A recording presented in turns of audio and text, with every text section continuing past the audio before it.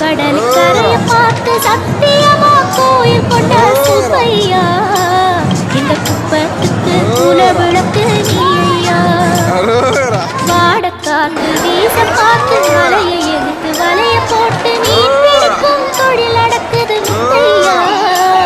கரை மீண்டு வர காவல் குந்தன் மேலையா திருச்செந்தூர் ஆண்டவனே வேல்முருகா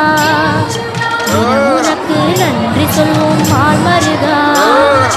திருவடியில் தவம் இருப்போம் திருமுருகா தீப்பெழுது நலமெனவே வடிவழ